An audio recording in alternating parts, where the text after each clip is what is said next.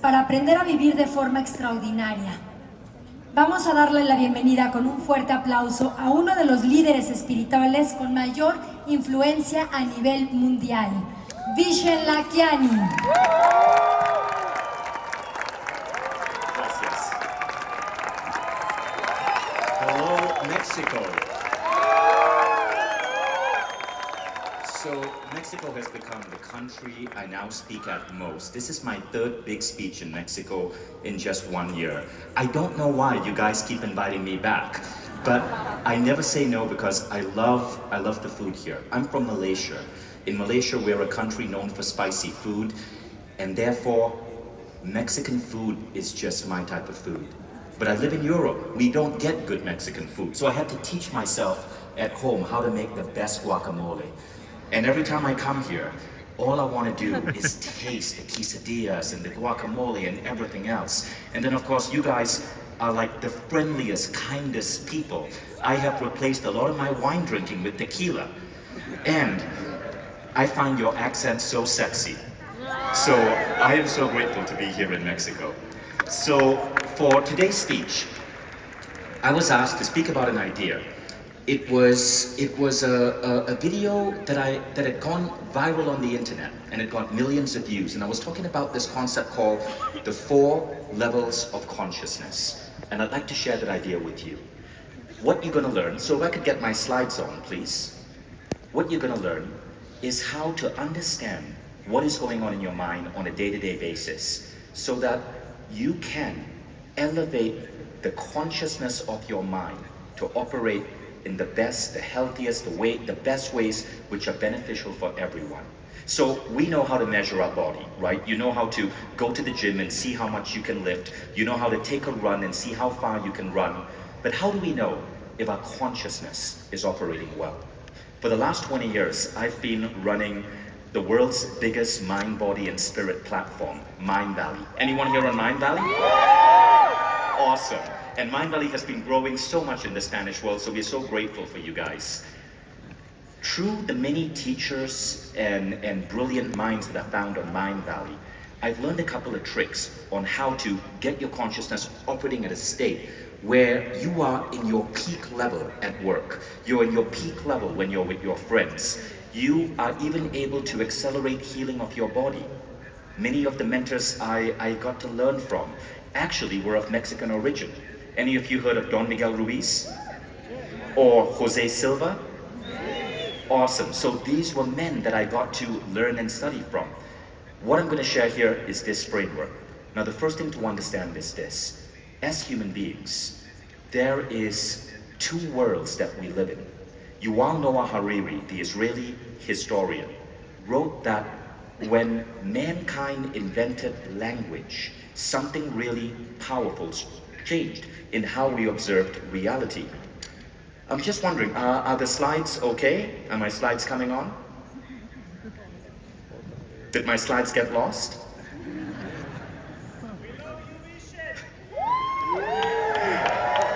Thank you guys. I'm gonna try, until I find out what's happening to my slides, I'm gonna try to do this entire speech from memory using body language and hand gestures to illustrate the complex ideas on the slides. So at a certain point, mankind developed language. And with language, we got to speak and experience the world in different ways. You see, chimpanzees can actually communicate with each other. A chimpanzee can say, "Don't go there, tiger." But human beings, because of language, can create more complex ideas.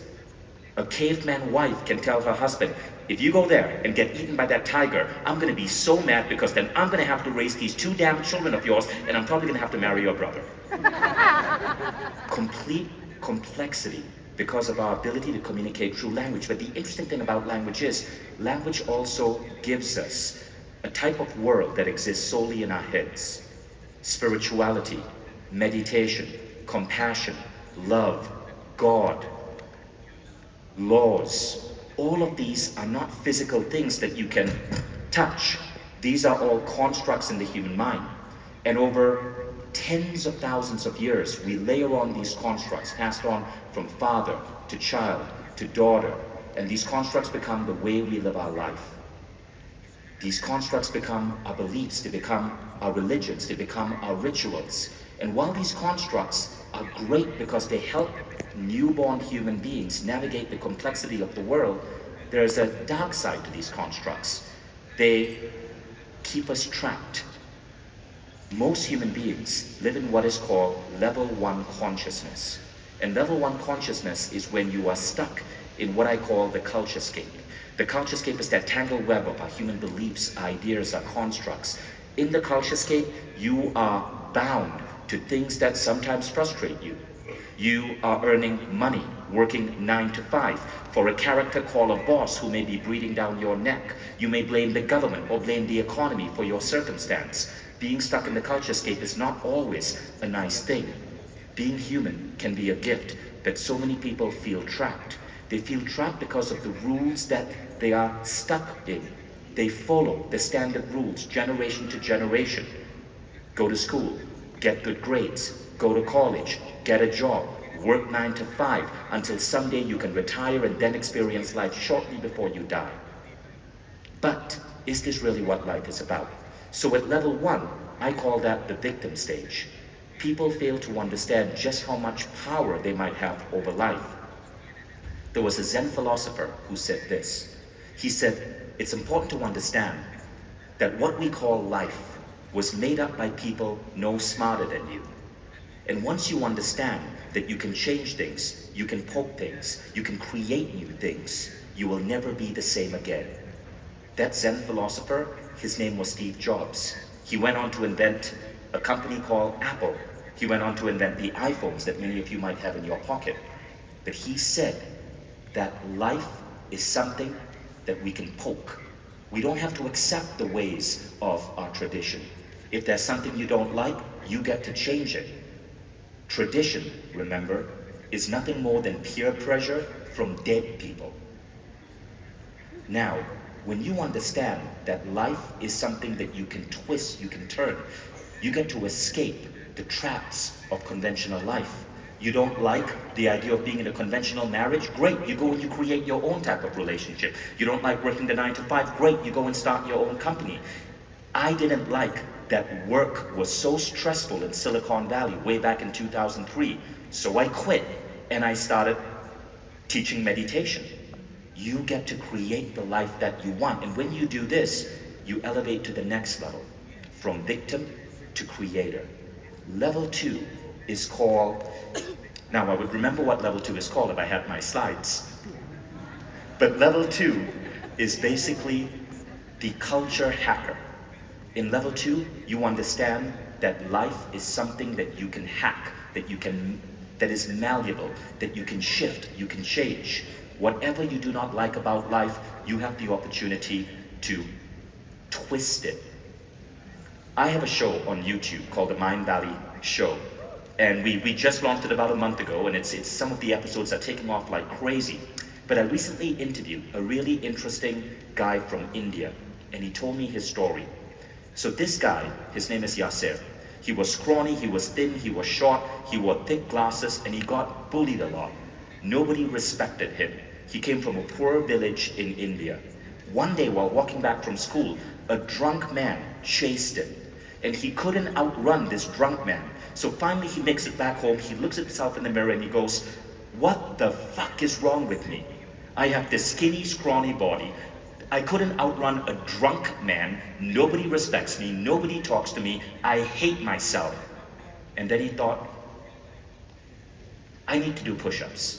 And so he got on the ground and he just started doing push-ups and push-ups and push-ups and push-ups. He told me he couldn't remember how many push-ups he did, but in the end he was so tired he just collapsed and fell asleep. Yasser got up, and when he got up he felt this intense pain in his chest. But rather than regret the pain, a thought came to his head. I changed something about myself. My muscles are going to grow. That pain means these muscles are going to grow. And then he realized, whoa, if I can change this, what else can I change? So he went to a gym, and he had no money for the gym. So he told the gym owner, I will sweep your floors, I will clean the sweat off the gym equipment. Just let me use the gym equipment for 1 or 2 hours every day. And then he went home. He created his own gym equipment using cement in plastic bags tied to wooden rods. Yasser went on to become a bodybuilding champion.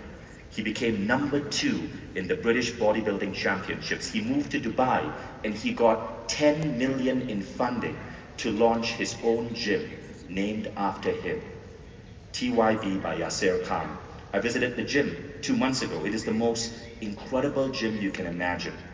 But think about the chain of events that happened. A boy was bullied. And most kids would have looked in the mirror and gone, I am weak. I am a disappointment. Nobody loves me. And then gone to bed. But Yasser's consciousness briefly went from level 1, victim, to level 2, hacker. I will change something about the world that I do not like. And he got down on his knees and he did his first push-up. And the rest became history. This idea is so powerful when you understand that nothing, absolutely nothing in life can bound you or hold you back. You gain the ability to change everything about your life. Now, some people are not going to like it. Remember that poem from the famous Apple ad? Here's to the misfits, the rebels, the round pegs in the square hole. You can vilify them, criticize them, but the only thing you cannot do is ignore them because they change things. You become a misfit, you become a rebel, and some people will tell you, what the hell are you doing? Do you really think you're going to succeed? Do you really think this idea of yours is going to work? Ignore them. Yasser ignored the people who told him that he was crazy. A poor kid in an Indian village trying to be a bodybuilding champion. The people who tell you that you are doing something that's too weird or too crazy, or that you are breaking culture or breaking tradition or going to disappoint your grandparents, even if they are dead, are simply saying, look at me, my chains are bigger. So remember that. Now, as you go into culture hacking, a really unique thing happens. You become one of those human beings in the world that is helping improve the human species. Michael Beckwith said, look, everything we look at with our eyes, every time we look at the world, we are seeing artifacts of a previously held point of view. Everything in this world is created by people before you, and everything in this world, there's an opportunity to improve. Yesterday I saw the hologram machine. I'd never seen that before. Have you guys seen the hologram machine so far? Unbelievable. Someone who was probably a speaker who didn't like traveling so far figured out how to beam speakers on stage. He looked at the way seminars were run and decided, I'm going to do something different. So how do you get there? Well, the first important thing to understand is this. All the rules that govern us, other than the rules of physics and the rules of law, are meant to be broken. The world is divided into 2 types of rules. In my book, The Code of the Extraordinary Mind, I say, rules are designed to simplify life, but they are rules that are useful, and then that they are rules that I call BRULES with a B. BRULE stands for bullshit rules. Think about life. Think about the sheer number of bullshit rules out there that we might have the opportunity to question. Is college degrees really necessary? Do you need to save up to go to college? We don't know, but I can tell you today in a recent poll, 40% of Americans said college is no longer necessary because they can study a lot of the stuff they want online rather than go in debt. Do you need to get a 9 to 5? Perhaps with all the modern technologies today, from ChatGPT to all of these emerging new tech, you can start your own business on Shopify. When I was running a training program for Mindvalley for kids, we had a kid in a classroom, and the teacher, who was an entrepreneur, we bring in entrepreneurs to teach the kids, asked that child, what do you want to be? And the child said, I want to be an entrepreneur selling t-shirts online. So the entrepreneur asked the child, what is your plan? The child said, well, I'm going to go to college, I'm going to study marketing, and then I'm going to figure out how to start a business when I graduate, then I'm going to start designing my own t-shirts and selling it online. That entrepreneur told that child, who was 16 years old, why wait? There's this thing called Shopify. I'm going to show you how to build a Shopify website this weekend. The child built the website on Saturday. On Sunday, he sold his first t-shirt. Now that child is still going to college, but he understood something. The rules that you got to go through all of these hoops to finally achieve your dream were bullshit rules. So ask yourself, what are the bullshit rules that I'm experiencing right now that are slowing me down? Ask yourself, what are the traditions, what are the rituals that I think I need to follow to keep my dead grandparents happy? And then smash those things. This becomes the domain of the culture hacker. Now, while level 2 is exciting, and level 2 is where most of you guys are, I can tell you the vast majority of you here are at level 2, because if you were not at level 2, you would not be on these seats. Because level 1 people just complain and complain and complain and don't actually take action to learn or grow. Level 2 people buy tickets, read books, study on Mindvalley, fill these seats because they want to improve themselves and thus the world. Give yourselves a round of applause.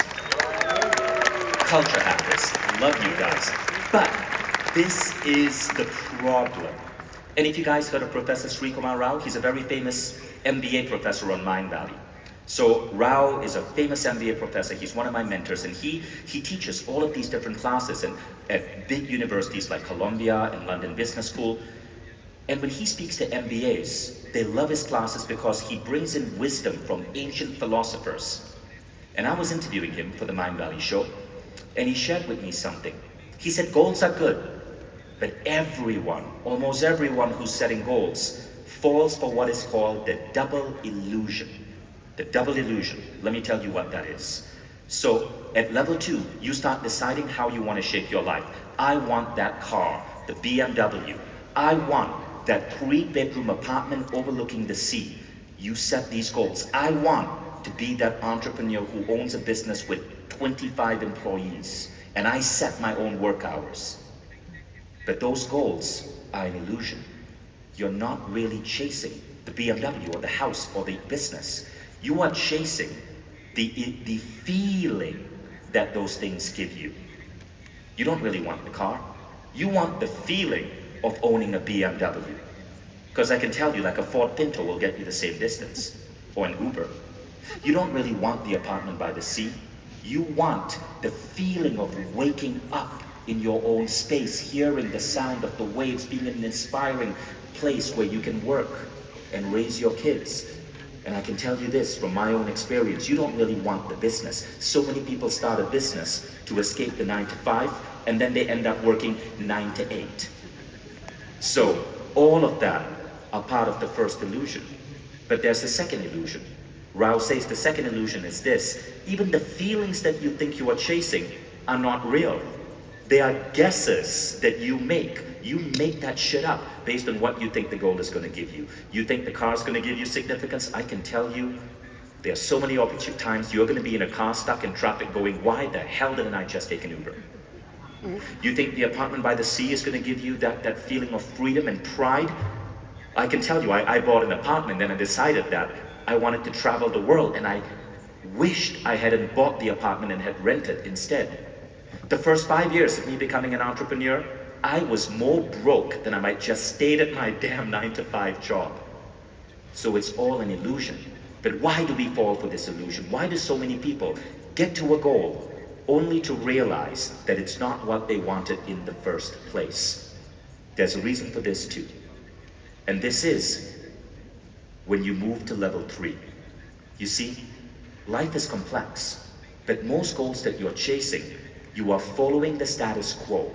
You are following what media and advertising and your neighbors are telling you are important. It's cultural programming. So while you think you've escaped the culturescape, you are still imitating ideas from the culturescape. At level 3, something really big is going to shift. Level 3 is when you understand that it's not just about the world outside you and poking and manipulating this world. There's a world inside you, and this world is equally powerful. Level 3 is the domain of meditation, the domain of prayer, the domain of listening to your intuition. And at level 3, a very unique type of consciousness starts to emerge. So, level 3 consciousness is where you feel an impulse, and that inspiration leads to intention. You don't set goals. You're not even obsessed with goals anymore. The goals are meaningless. You are following an intention that is coming from your heart. Have anyone seen that famous movie about the talking pig, Babe? Love that movie, right? It's a children's movie, but it has a really powerful lesson. There's a quote from that movie I really like, and it talks about this feeling in your heart. It says, little ideas that tickle and burn and never seem to go away should never be ignored, for in them lie the seeds of destiny. How many of you here, raise your hand, have listened, and during maybe a plant medicine ceremony or a meditation or an intuition or prayer, you felt this impulse of something you needed to do? Raise your hand. That was when you start moving to level 3. And my advice for you is, follow that impulse. Steve Jobs, when he was asked to give the 2005 commencement address at Stanford, there is something on this paper, and I'm reading it. It says, sorry, system is down, no slides. Okay, no problem.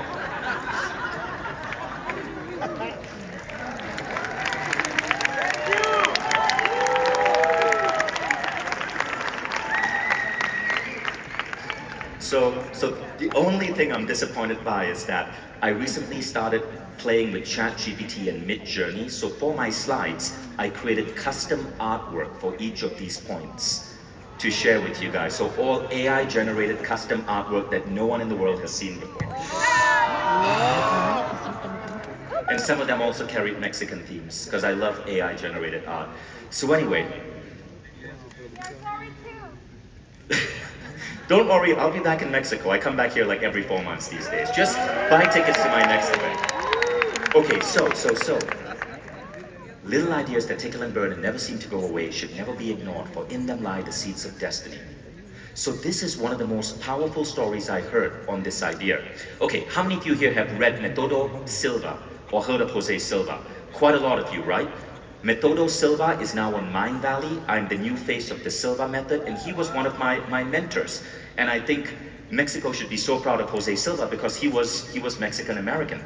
But one of the most unique things about Jose Silva was something that happened to him. So if you know his story, he was in the US Army, and he was put with a psychologist and with a hypnotherapist to learn how to deal with stress, and he got fascinated by this. So he went deep into studying psychology and hypnotherapy. He would go on to invent the Silva method, which became the original personal growth program in the Americas. It was huge in the USA and huge in Mexico. Silva lived in Laredo, Texas, and Nuevo Laredo. These were border towns. Back then in the 1940s, it was much easier to cross the border.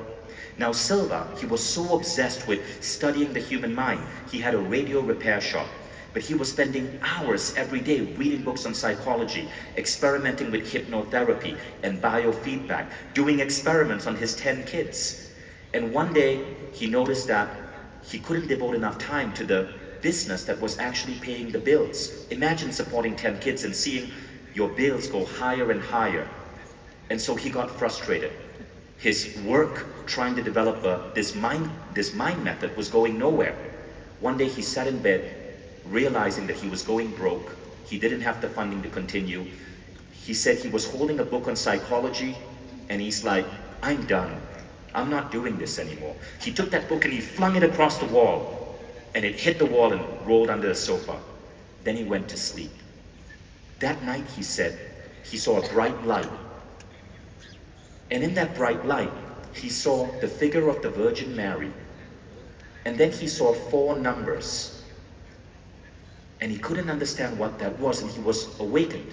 He remembered the 4 numbers in his head. Because he saw the figure of the Virgin Mary, he knew that it was a good power that was seeking to tell him something. So he got out of bed and he went to work, and as he was driving to work in Laredo, Texas, he decided to look around and look at the car license plates. He was convinced these 4 numbers were car license plates numbers, and someone driving that car was someone he had to meet. Now he gets to work and his friend walks in. His friend is, hey, Jose, I want to go across the border to Mexico, to Nuevo Laredo, to pick up some supplies from a Mexican grocery store. You want to come with me? We'll maybe chat on the road. So Jose said, sure, I have some free time. He got in the car, they crossed the border, they went to Nuevo Laredo. And in Nuevo Laredo, as they were browsing, and he had told his friend the story of the dream, Jose went to buy some stuff, and his friend was at the front of the store, and his friend said, Jose, come, check this out. So Jose came, and there was a lottery number, and it was the exact number that Jose had seen in his dream. He bought that lottery ticket, and he ended up winning $10,000. Now that is worth $50,000 today.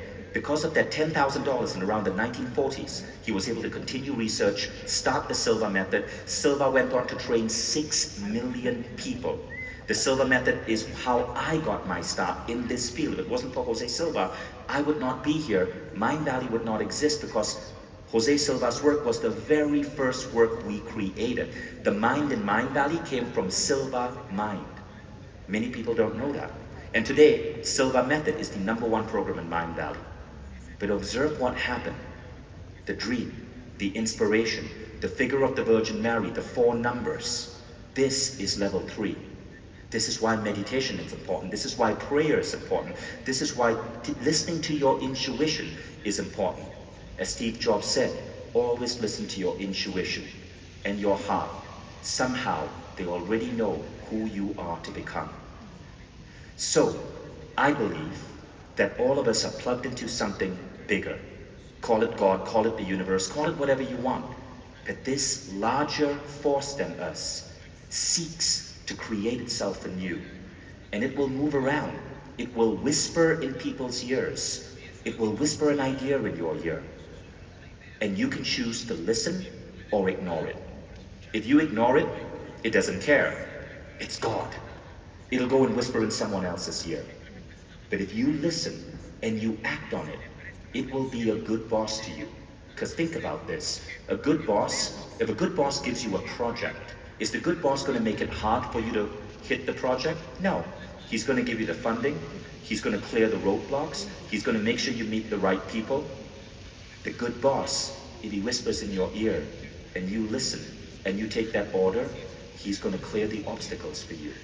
But you got to operate from faith. And you got to be loyal to that vision that's pulling you forward. Michael Beckwith, who's one of the spiritual teachers on Mind Valley, said, people who are really inspired do not need motivation. Motivation is when you are doing something that doesn't resonate with your heart. You need someone to come and kick you, to push you forward. But when you are moving through an inspired vision, you don't need motivation. You are pulled by the vision. You do not need to be pushed. If you look at all the greatest creators in the world, people who are changing the world, they are pulled by their vision. So, remember this. Is there something that the universe is calling you to do, that you feel God is asking you to step up to? Are you taking the calling? Back to Professor Rao. I asked him once, what is the most important belief that a human being can have? And Rao said this, the most important belief you can have is that you live in a benevolent universe. That God or the universe loves you, supports you, and has your back. And that one belief, he said, is the most important belief. Teach it to your children. Oh, okay. So we're gonna go super fast. Boom, boom, boom, boom, boom, boom. That's AI art. That's Steve Jobs. That's Yasser Khan. Okay, and so we'll stop here.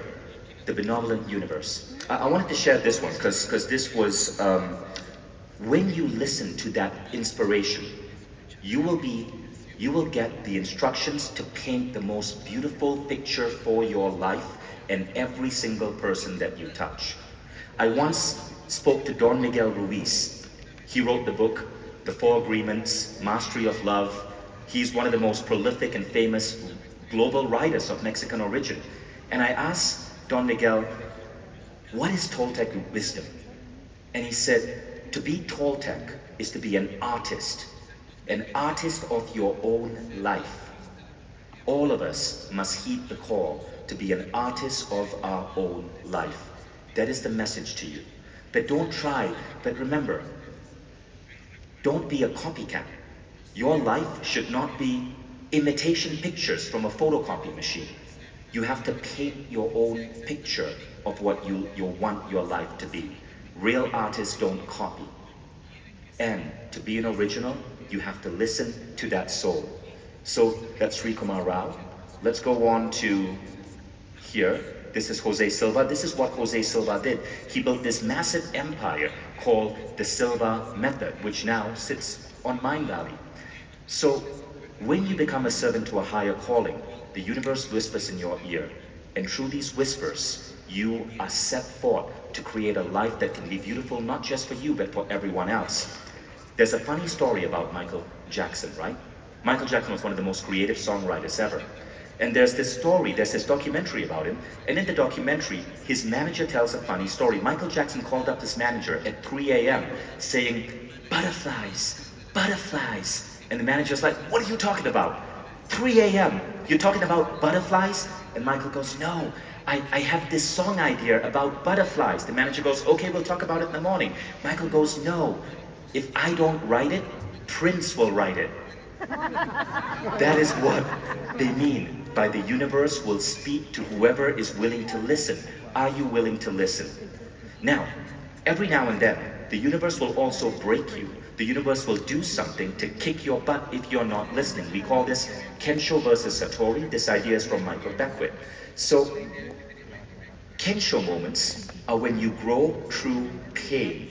So something breaks, maybe somebody breaks your heart, maybe a business collapses, and it's painful, and it's gonna hurt, but you will bounce back.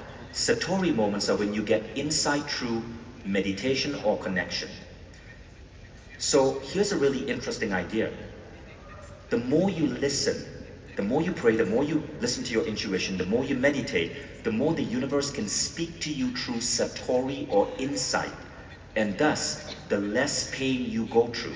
Because we go through pain when we go through things that are not meant to be. When you marry the person you're not meant to marry. When you start the business you were not meant to start. But what if you can guide yourself to the right thing by listening within? Kensho versus Satori. But the interesting thing is this. Even Kensho moments, these painful moments, are beautiful because they help you grow. So Google did a study.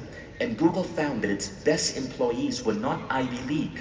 They were young people that had gone through a big loss in their lives and had been able to transform that experience into growth.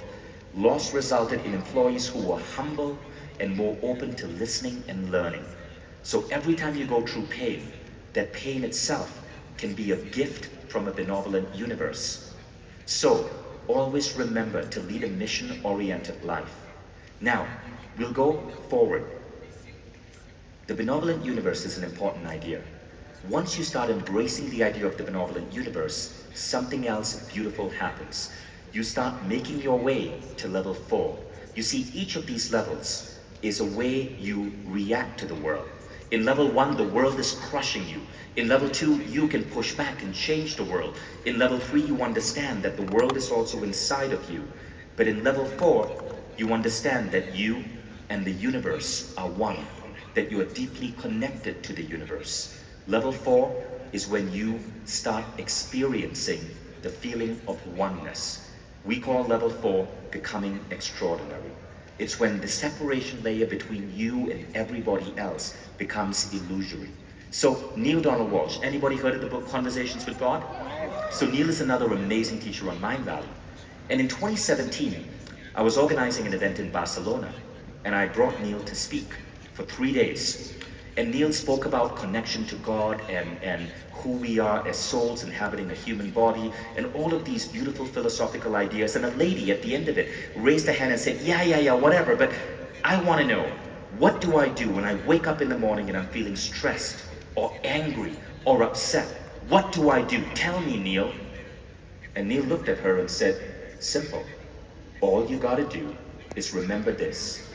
Your life is not about you.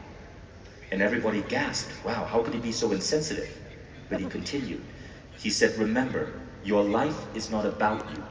Rather, make your life about the lives of everyone you touch. Your life is not about you.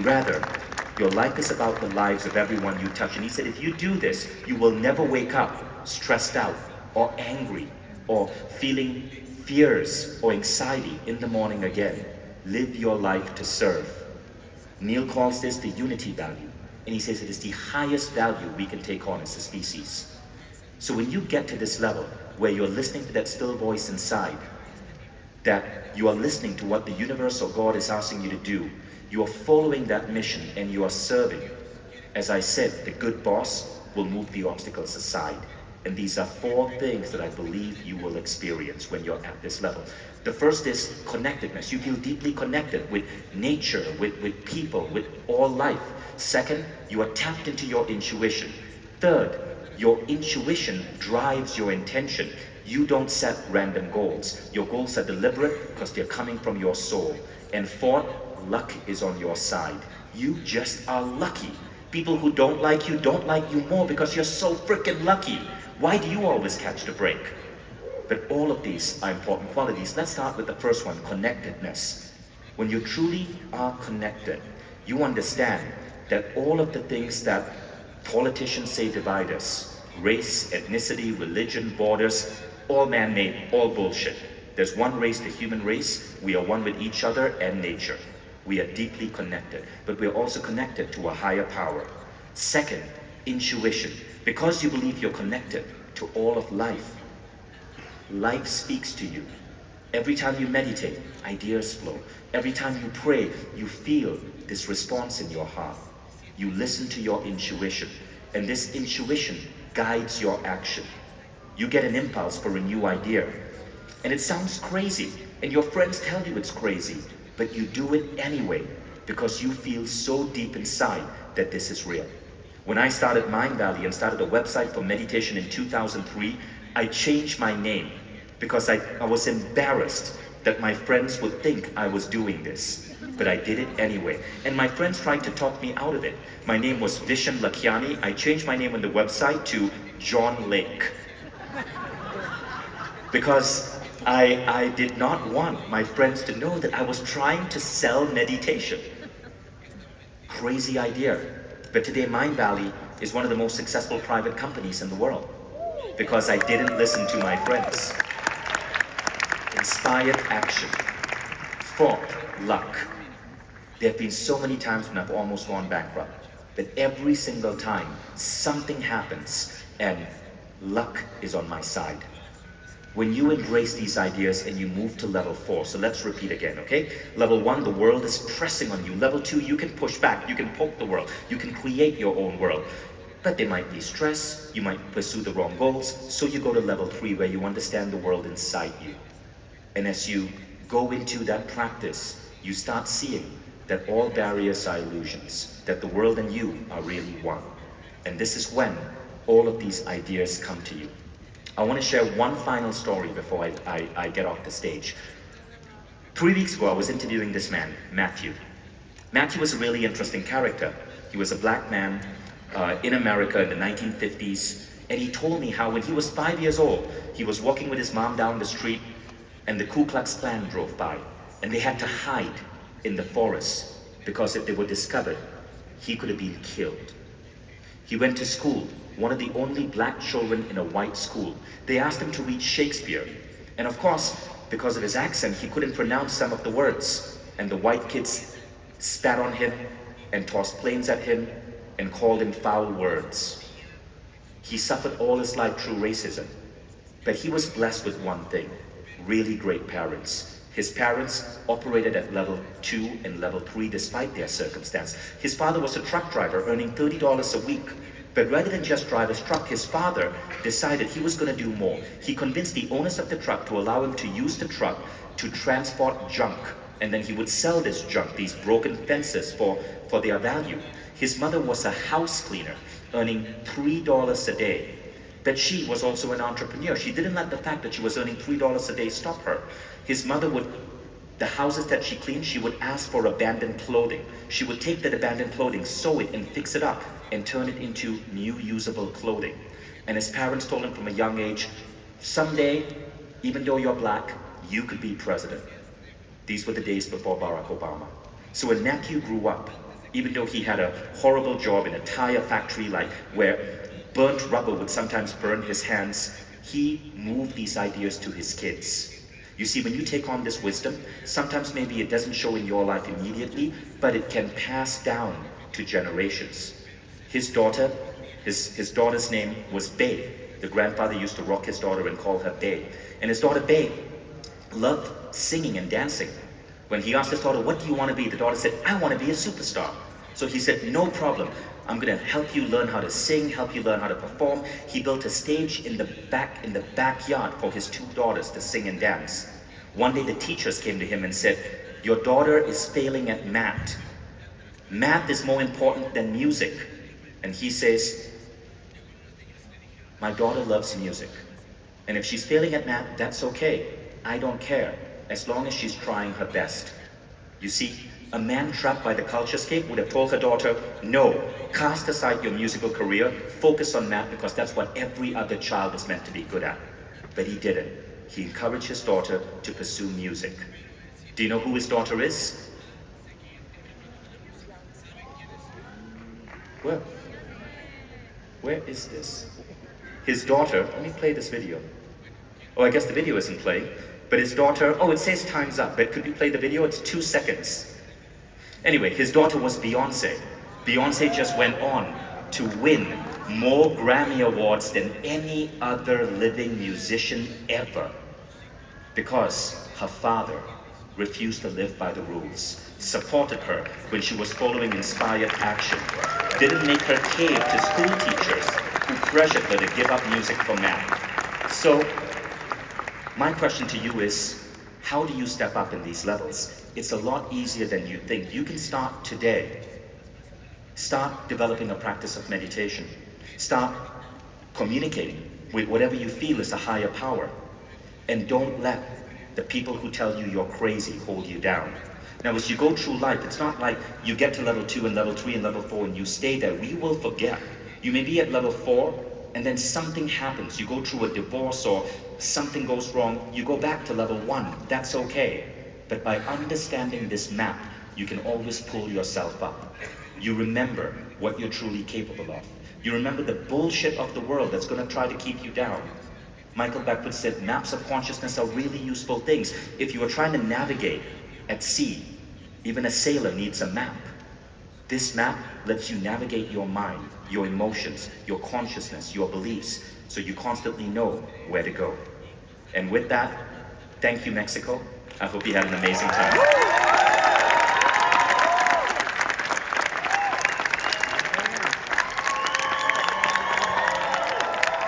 Thank you, Mexico.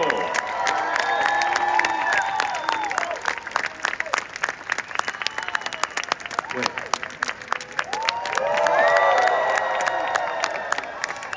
Gracias. I hope to see you guys again sometime soon. Thank you, Vishen. Thank you.